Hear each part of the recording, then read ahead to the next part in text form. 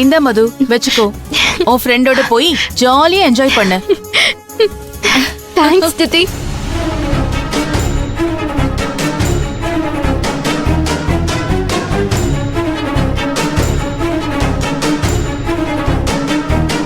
ஹே மது,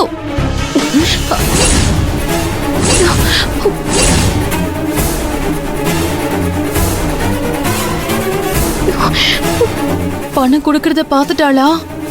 இனி மூச்சு விடாம 3 மணி நேரம் பேசுவாளே. ஐயோ கடவுளே.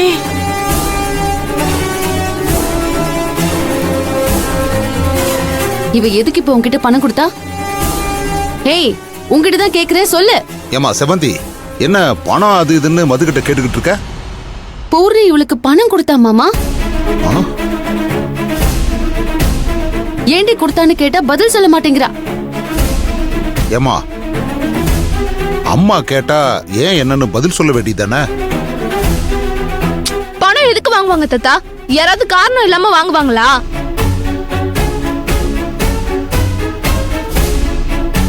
அந்த காரணம் என்னன்னு தானே செவந்தி உன்கிட்ட கேக்குறாங்க. அத சொல்றதுக்கு உனக்கு என்ன பிரச்சனை?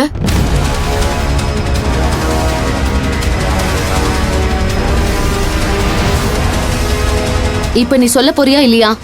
ஏய், பணம் கொடுத்தது நான் பக்கத்துல தானே நிக்கிறேன். என்கிட்ட கேளு, நான் சொல்றேன். பாவம் சின்ன புள்ளிய கேள்வி கேட்டு கொடைஞ்சுகிட்டு இருக்க. நீ நல்லவளா இருந்திருந்தா செவந்தி மது கிட்ட ஏன் பணம் வாங்குனன்னு கேட்டப்பவே அதுக்கு நீ பதில் சொல்லிருக்கணும். சரி, இப்ப சொல்லு, ஏன் பணம் கொடுத்த? மது ஏதோ முக்கியமான school note books, chart papers எல்லாம் வாங்கணும்னு சொன்னா, அதுக்கு தான் பணம் கொடுத்தேன். மது, உனக்கு எது வேணும்னாலும் நீ என்கிட்ட தான் கேட்டிருக்கணும். எதுக்கு நீ இவகிட்ட பணம் கேட்டு வாங்குன? எனக்கு உங்ககிட்ட கேட்க விருப்பம் இல்ல, அதனாலதான் சித்தி கிட்ட கேட்டேன். ஸ்கூல் சம்பந்தமா உனக்கு எது வேணும்னாலும் இது நாள் வரைக்கும் உங்க அம்மா தான் உனக்கு எல்லாமே வாங்கி கொடுத்துருக்கா. இன்னைக்கு என்னமோ புதுசா இவகிட்ட பணம் கேட்க விருப்பம் இல்லைன்னு சொல்லிட்டு இருக்க. ஆமா, உங்க மருமக நான் கேட்டதெல்லாம் வாங்கி கொடுத்துட்டு தான் வேற வேலை போய் பார்க்க போறாங்க. நீங்க வேற இப்படி எல்லாம் சொல்லி எரிச்சல் கிளப்பாதீங்க பாட்டி.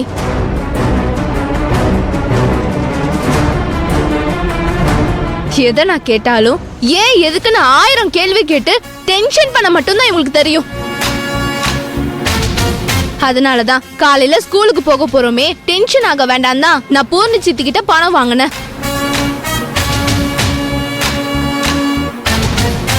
இந்த பாடுற கண்ணு, அம்மா மனசு கஷ்டப்படுற மாதிரி நீ இப்படி எதுவும் பேசக்கூடாது. உனக்கு என்ன வேணுமோ அதை அம்மா கிட்ட கேட்டு வாங்கிக்க வேண்டியது தானே?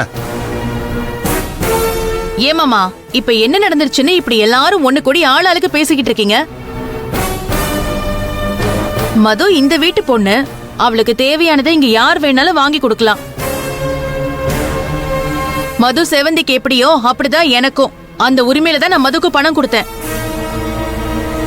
மது விஷயத்துல நீ அப்படியெல்லாம் உரிமை எடுத்துக்க தேவையில்ல. அது வேண்டவும் வேண்டாம். இவ ஏன் பொண்ணு, இவளுக்கு எது நல்லது கெட்டதுன்னு பார்த்து பார்த்து செய்யறதுக்கு நான் இருக்கேன்.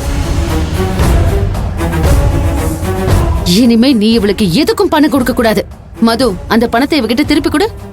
உனக்கு வேண்டிய நோட்டு, சார்ட் பேப்பர்ஸ் எல்லாம் நான் வாங்கி தரேன். நீங்க எதுவும் எனக்கு வாங்கி தர தேவையில்ல. அதான் சித்தி கிட்ட பணம் வாங்கிட்டேன்ல, அதனால நானே கடைக்கு போய் வாங்கிக்கிறேன்.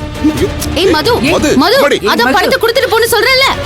மது, மது, லஞ்ச் பாக்ஸ் ஆவது எடுத்துட்டு போ.